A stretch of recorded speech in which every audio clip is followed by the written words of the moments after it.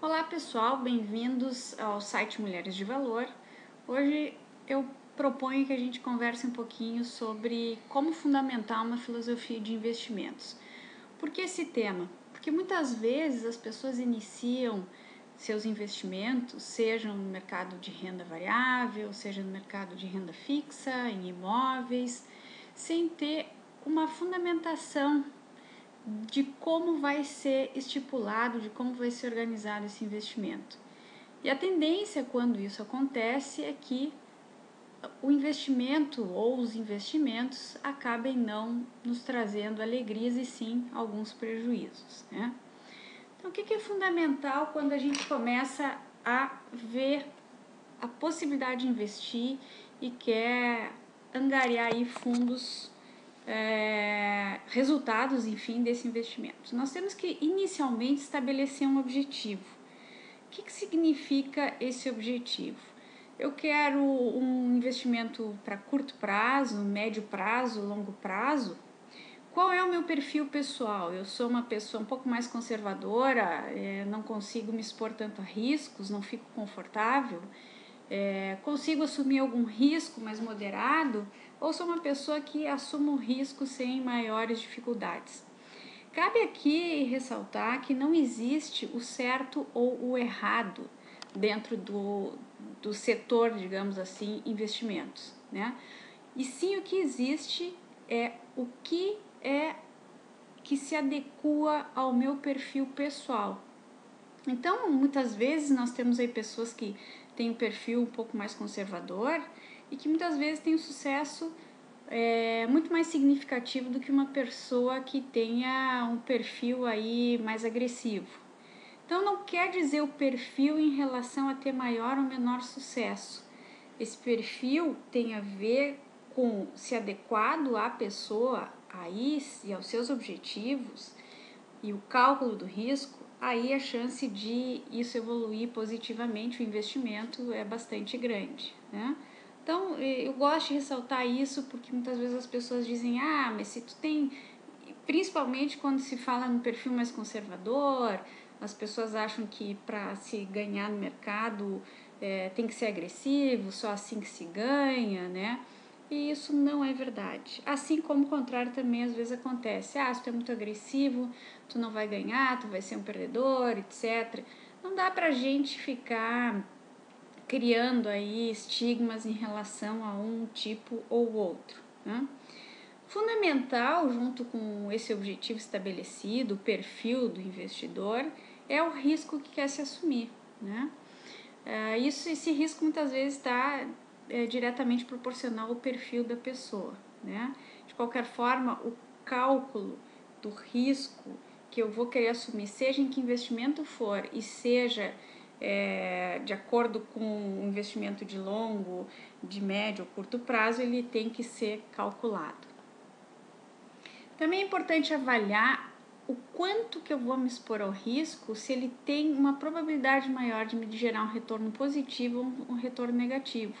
Então, toda vez que a gente vai avaliar o risco de um investimento, é importante a gente apertar mais o nosso manejo de risco se a probabilidade for, digamos, um pouco mais... Se a operação como um todo for mais agressiva, né? E vice-versa. Ao mesmo tempo, é também importante aqui de a gente elucidar que, juntamente com isso, nós temos que ver o mercado como um todo dentro do nicho que a gente for escolher para investir, né? Se é, por exemplo, uma época, vamos supor aí, da parte de imóveis, se é uma época em que o mercado está aquecido, que nós vemos aí uma boa perspectiva, a gente pode soltar um pouquinho mais o manejo.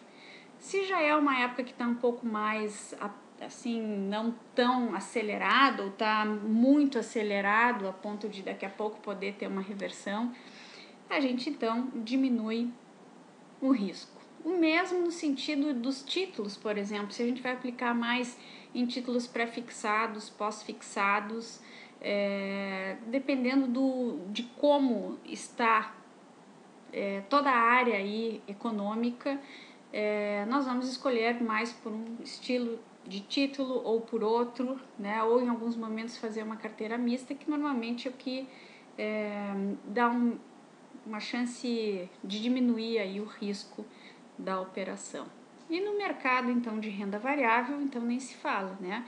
Questão básica que a gente sempre comenta é: quanto mais o mercado estiver sobrecomprado, a gente vai apertar bastante o manejo de risco, porque as operações ficam mais suscetível aí a alguma mudança rápida, brusca, em direção, por exemplo, às situações de compra, se nós estamos nos referindo a ela, certo?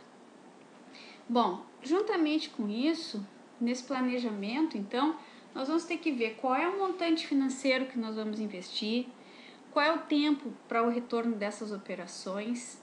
Nós temos que identificar o timing do mercado. Isso é fundamental, esse timing do mercado, que significa, por exemplo, eu estou querendo investir em imóveis. Mas será que o mercado está propício para fazer um investimento de imóveis? Será que nesse momento, investimento em imóveis para longo prazo, se é o tempo de retorno que eu quero, é o mais adequado? Então, esse tipo de perguntas a gente tem que se fazer, nós temos que nos questionar em relação a esses 4 argumentos aqui, né? A partir do momento que eu tenho um montante estabelecido, o tempo que eu quero mais ou menos de retorno das operações, aí eu vou avaliar o timing do mercado e a partir daí escolher os ativos, né?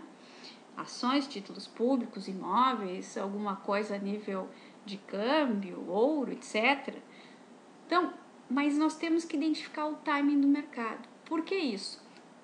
Se nós não temos um planejamento, a chance de nós começarmos a pipocar dentro dos investimentos possíveis é enorme. Então, o que é comum no dia a dia? A pessoa ouve lá o vizinho falar que comprou Petrobras, que está baratíssimo. Aí a pessoa está com seu dinheiro lá na renda fixa, acha que não está dando muito e vai então entrar na Petrobras, afinal ele ouviu isso. A pessoa vai lá, compra ações da Petrobras. Aí elas não evoluem positivamente, a pessoa daqui a pouco vê, puxa, eu estou no prejuízo, vou vender isso porque eu ouvi falar com meu cunhado que a parte de imóveis está muito boa. Eu vou lá e pipoco para a parte de imóveis. Então, quando a gente fala na área de investimentos, pessoal, isso é como qualquer outra coisa na vida. A gente tem que estudar, a gente tem que pesquisar e isso dá trabalho. Ganhar dinheiro investindo sem a gente ter estudado ou trabalhado dentro desse contexto, a tendência é não nos dar dinheiro, porque não existe dinheiro de graça, né? Então, a gente tem que ter isso muito claro para poder fazer aí um planejamento que nos acabe dando um retorno, ok?